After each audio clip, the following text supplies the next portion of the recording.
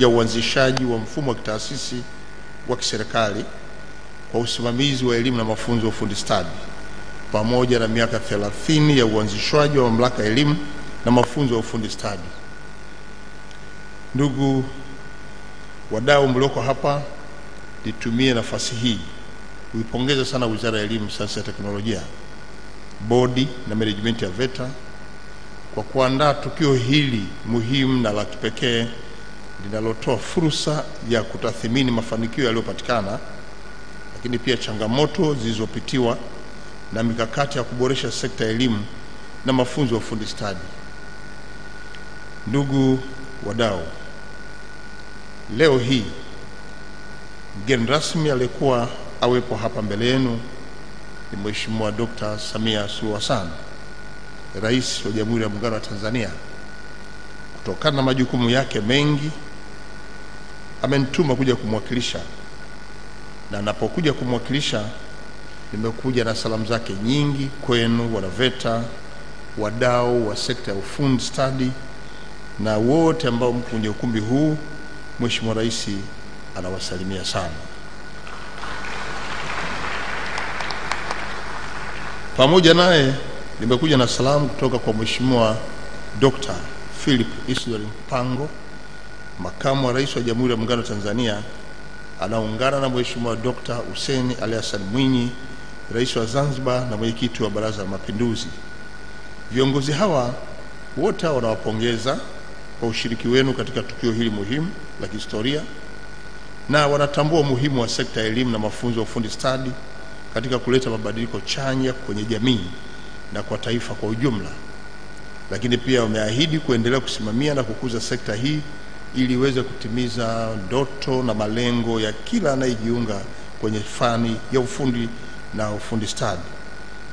Ndugu wadau wa sekta ya ufundi, kumbukumbu za kihistoria zinaonyesha kwamba kabla ya serikali ya Tanzania kuanzisha sheria ya mafunzo na majaribio ya ufundi stadi mwaka 1974, mafunzo haya yalikuwepo wakati wa utawala wa koloni kupitia sheria ya mafunzo ya uanganangezi Apprenticeship Ordinance ya mwaka 1940, ambapo ni miaka 80 sasa imeshapita. Wakati huo wananchi walikuwa wakipatiwa mafunzo ya ujuzi kwa vitendo, hasa katika sekta za kilimo, ujenzi na viwanda. Miaka 50 iliyopita, takriban miaka 13 baada ya kupata uhuru, nchi yetu ilianzisha sheria ya mafunzo na majaribio ya ufundi stadi mwaka 1974. Sheria hii ilileta mabadiliko makubwa katika utoaji wa mafunzo ya ufundi stadi kwa kuanzisha mfumo wa mafunzo vyuoni pamoja na mafunzo viwandani, implant training. Baada ya utekelezaji wa sheria hii kwa takriban miaka 20, wadau mbalimbali wa sekta binafsi walijitokeza na kuanzisha vyuo vya mafunzo ya ufundi stadi, hali iliyosababisha uhitaji wa mamlaka ya udhibiti kwa lengo la kusimamia ubora wake. Lakini pia mwaka 1994 ilitungwa sheria ya mamlaka ya elimu na mafunzo ya ufundi stadi ambayo sasa tunayo ya VETA. Ndugu wadau, leo tunaadhimisha mafanikio ya miaka 50 ya uanzishwaji wa mafunzo ya kitaasisi wa kiserikali wa usimamizi wa elimu na mafunzo ya ufundi stadi. Mfumo huu umeleta mabadiliko makubwa katika sekta ya elimu na mafunzo ya ufundi stadi nchini, na aidha tunasherehekea pia miaka 30 ya VETA, taasisi ambayo imekuwa na mchango mkubwa katika kuendeleza na kusimamia mafunzo ya ufundi stadi na kukuza ujuzi wa vijana wetu wa Tanzania. Maadhimisho haya yanatupa fursa ya kutafakari mafanikio tuliyoyapitia, changamoto zilizozipitia na zilizopo, na njia bora kuendelea mbele kwa kuhakikisha kuwa elimu na mafunzo ya ufundi stadi yanakuwa na ubora na kuwa jawabu la changamoto mbalimbali, ikiwemo upatikanaji wa huduma, bidhaa, ajira na maendeleo ya kiuchumi. Malengo mahususi ya kuwa na maadhimisho haya pia ni pamoja na kukumbuka na kutathmini mafanikio ya mfumo ambao hatua kadhaa zimepitiwa, na katika kuboresha na kuendeleza sekta ya mafunzo ya ufundi stadi. Tangu kuanzishwa kwa mfumo huu miaka 50 iliyopita, tutakuwa tumejifunza mengi ambayo tutajadili kupitia maadhimisho haya. Hii itasaidia sana kutambua mafanikio yaliyopatikana na changamoto zilizopo ili ziweze kushughulikiwa kwa vijana wengi zaidi. Na sekta hizi binafsi ni taasisi binafsi, lakini pia taasisi za kidini na maeneo mengineyo. Ndugu wadau wa sekta ya mafunzo na ufundi stadi, VETA kama taasisi ya kusimamia mafunzo ya ufundi stadi nchini imetimiza miaka 30 kwa mafanikio makubwa.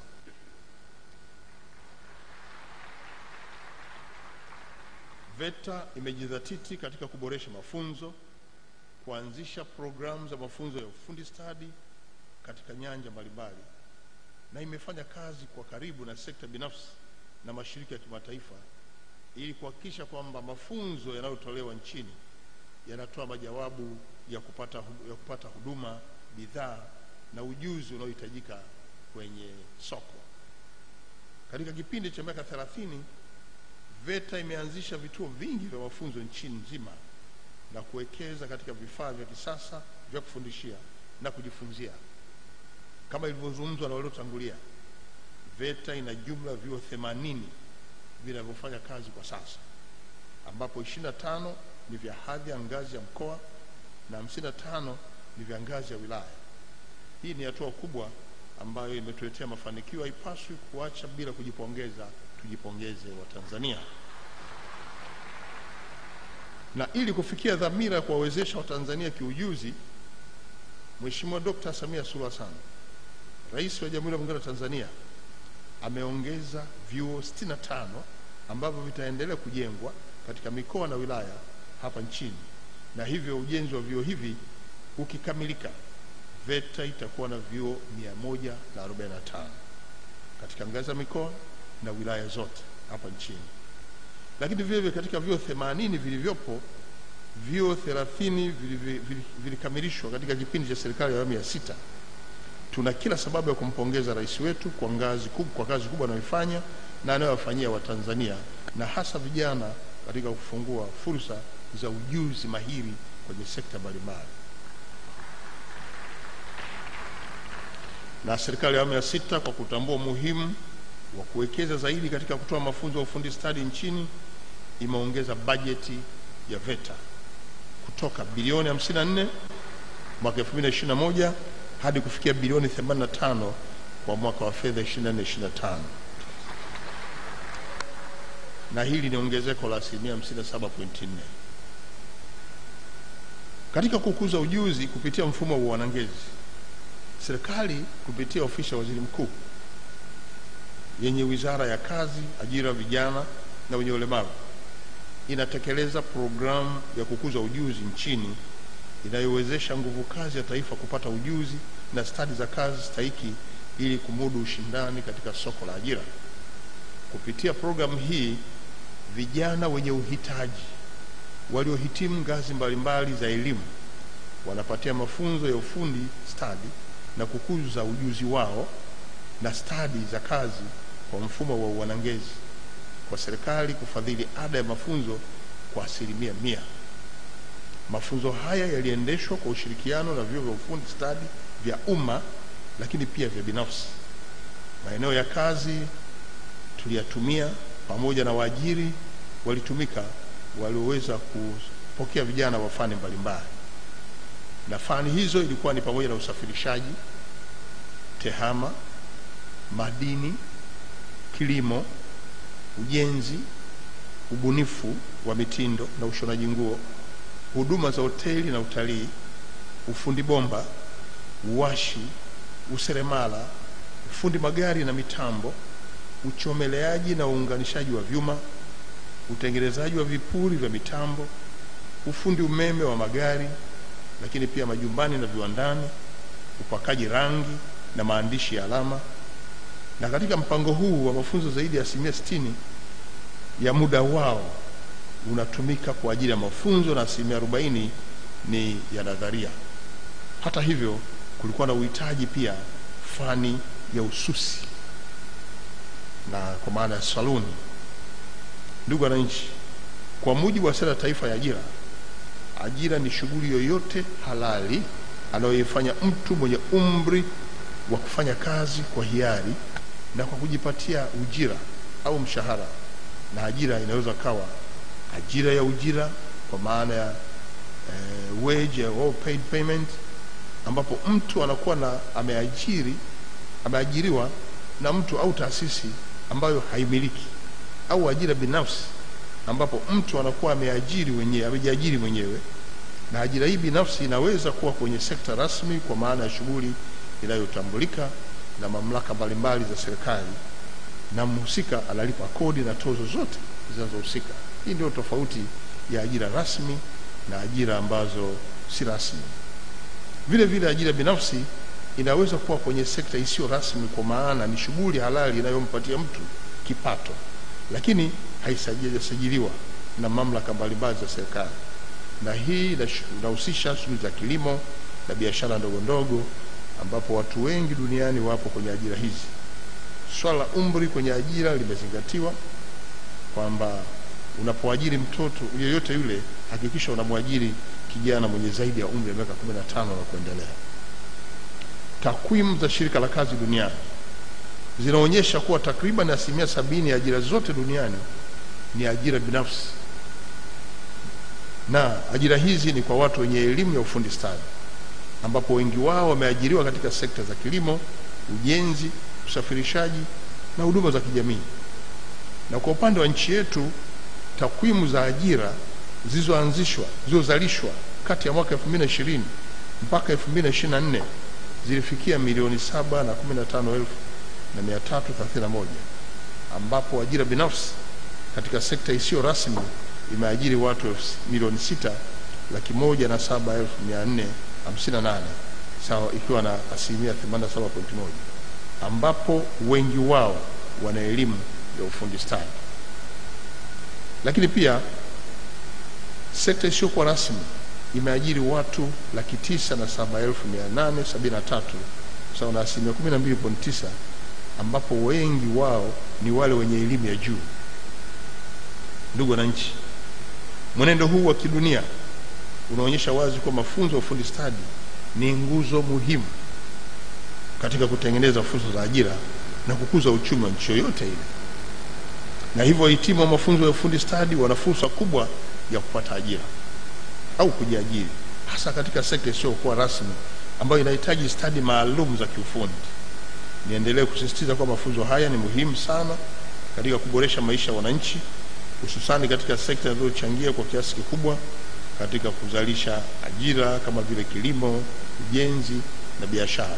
Hizi biashara ziko biashara ndogo ndogo, biashara za ukubwa wa kati na zile biashara kubwa. Ndugu wadau wa mafunzo ya ufundi stadi, serikali inatambua mchango wa wadau mbalimbali katika kutoa mafunzo ya ufundi stadi nchini. Wadau hawa ni pamoja na taasisi za serikali, VETA ikiwemo, na taasisi nyingine. Lakini tuna mashirika ya kimataifa, tuna makampuni binafsi, wahisani na wabia wa maendeleo. Mchango wa wadau hawa umesaidia sana kuongeza wigo wa fursa za vijana wetu katika maeneo mbalimbali hapa nchini, kwa kuwawezesha kupata mafunzo yanayokidhi mahitaji ya soko la ajira, huku yakizingatia kasi ya maendeleo ya kiteknolojia.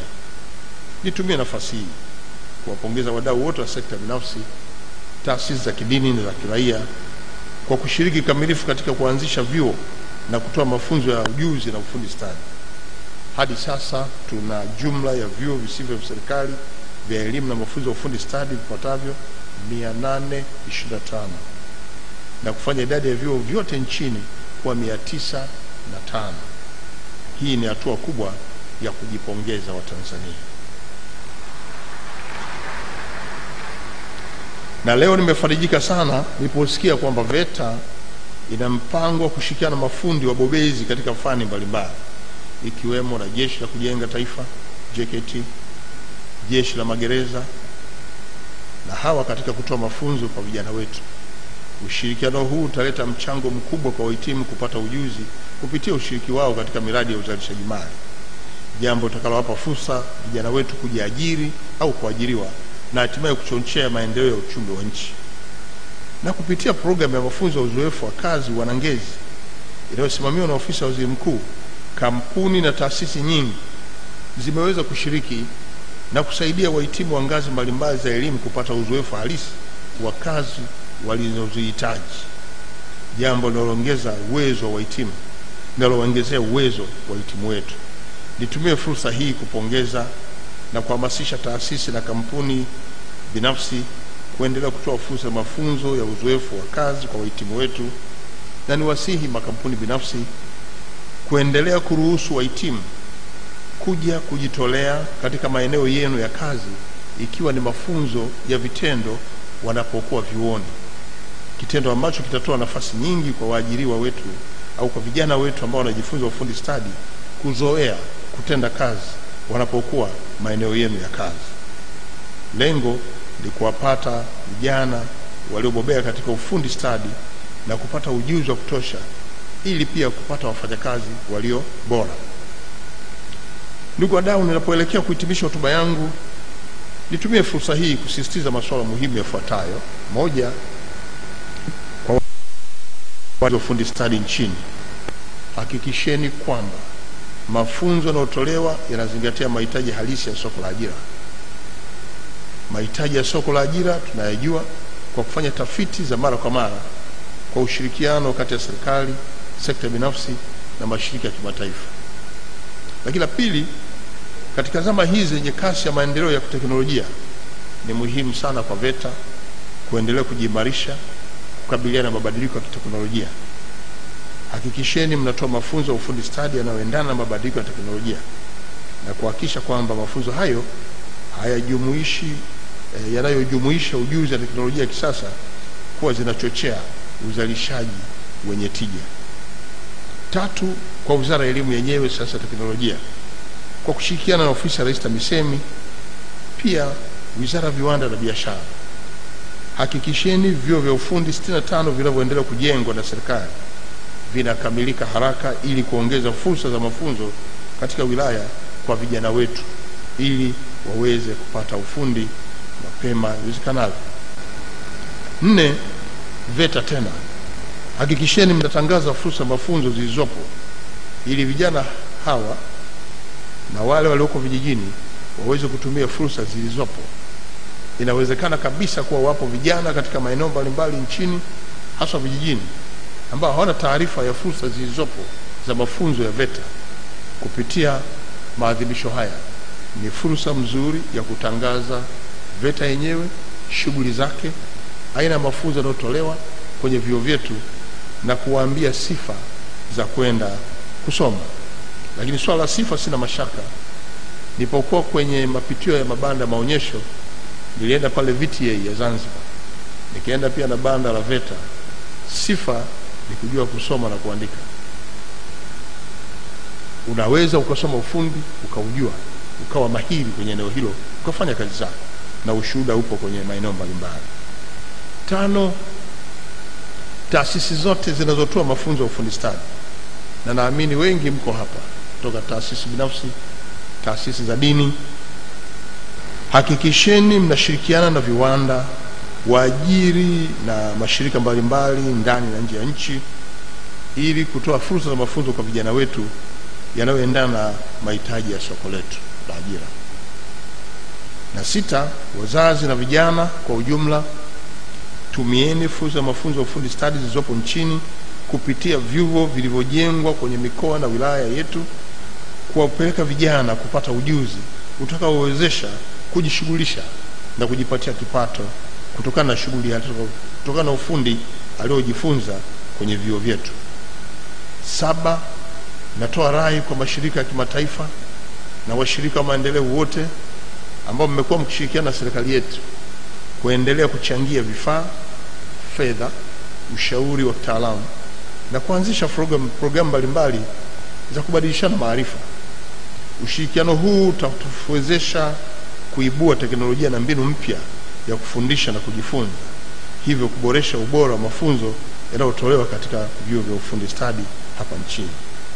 Nilipokuwa nasema wadau wa maendeleo tuendelee kuchangia vifaa, fedha na ushauri wa kitaalamu, nilipopita hapo nje nimemkuta kijana wetu wa Tanzania anayesoma chuo cha VETA Dodoma, mlemavu, hana mikono, lakini anachora ramani za ujenzi wa nyumba,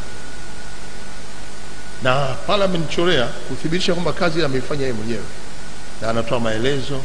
Hii ni nyumba ya vyumba 4, ina jiko, ina sitting room, lakini pia na dining room, lakini pia ameonyesha roofing yake itakuwaje, na michoro ipo yote ameichora yeye mwenyewe.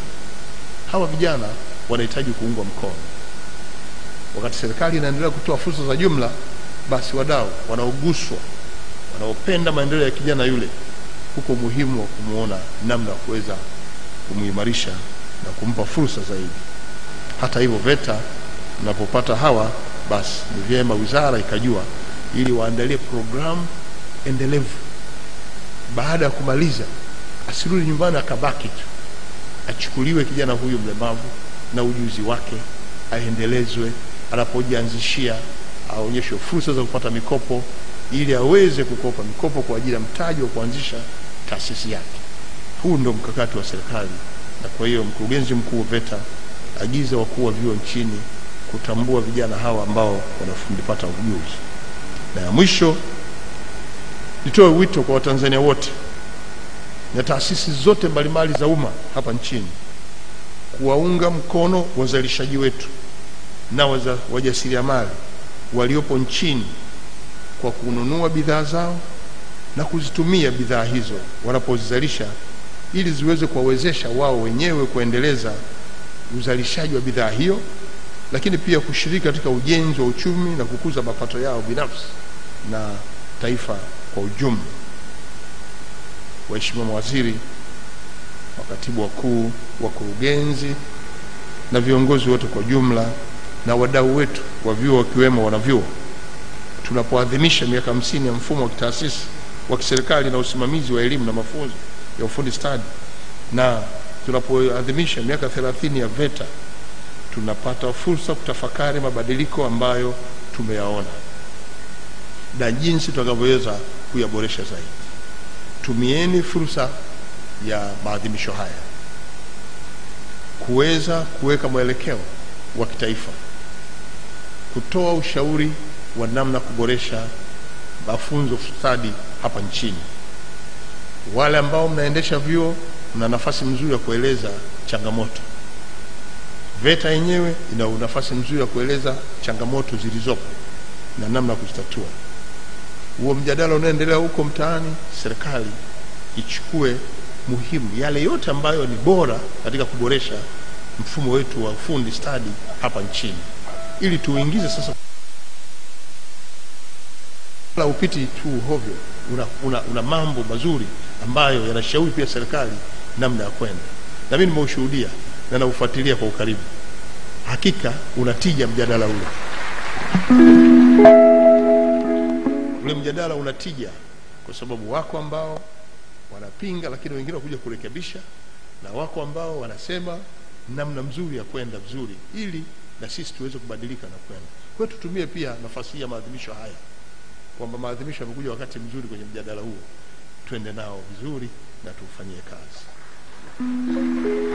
Na kwa hiyo nawashukuru wadau wote wa elimu ambao pia leo mko hapa mtashiriki kwenye maadhimisho haya, na hasa kwenye lengo la kuimarisha elimu yetu ya ufundi stadi, na hasa katika kuimarisha VETA na program zao.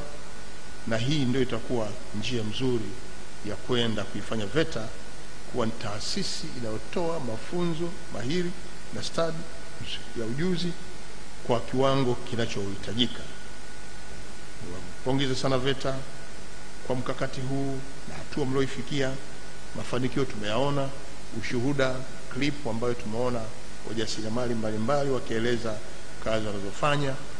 Tumewakuta vijana wengine watengeneza mikoba pale nje, wamemaliza vyuo na wameendelea kujifundisha utaalamu na wamezalisha bidhaa zote ni mzuri pale. Na kwa hiyo sasa, baada ya kujiridhisha kwamba haya yote yameandaliwa vizuri na VETA pamoja na wizara, sasa nitamke kabisa kwamba ninapoelekea kwenda kutekeleza jukumu langu kupitia mfumo ulioandaliwa, basi nitamke tu rasmi kwamba maadhimisho haya ya miaka 50 ya utoaji elimu na mafunzo stadi hapa nchini, nina imani kuwa miaka mingine 50 ijayo itakuwa na mafanikio makubwa zaidi Asante sana kwa kunisikiliza. Tuenuke wote tumpigie makofi mengi sana Mheshimiwa mgeni rasmi kwa hotuba yake nzuri sana. Na sasa kwa sababu VETA wanaadhimisha miaka 30 kwa kishindo na wameamua kufanya mambo yote kidijitali, na ufunguzi huu na matendo anayoenda kulifanya Mheshimiwa mgeni rasmi ni la kidijitali vile vile, ambapo ataweka kiganja chake kwa kadri unavyoonekana kwenye mchoro pale. Alafu Mheshimiwa mgeni rasmi, kulia mwa hicho kiganja kuna mstari mweupe utakuwa unapanda juu kabisa kule, ikiashiria sasa kwamba uzinduzi utakuwa tayari, na ikishapanda video itakuwa tayari kuonekana huku kwenye bango kubwa huku kwenye runinga yetu huku ukutani Mheshimiwa mgeni rasmi. Kwa hiyo sasa ninamwalika mgeni rasmi, na wakati Mheshimiwa mgeni rasmi anaenda kuzindua, naomba ungane na viongozi wafuatao, viongozi waliokuwa wamekaa meza kuu pamoja naye, lakini mwenyekiti wa kamati ya kudumu ya bunge tafadhali, pamoja na Mheshimiwa waziri wa viwanda na biashara Mheshimiwa Daktari Suleiman Jafo, naomba muungane na Mheshimiwa mgeni rasmi. Kama nilivyosema, Mheshimiwa mgeni rasmi ataweka kiganja chake pale kama inavyoonekana, halafu mstari mweupe utapanda kuashiria kwamba zoezi hili linafanyika kidijitali namna hiyo. Na sasa baada ya kuwa amejipanga, nitamkaribisha Mheshimiwa mgeni rasmi afanye tendo hilo. Karibu sana Mheshimiwa mgeni rasmi.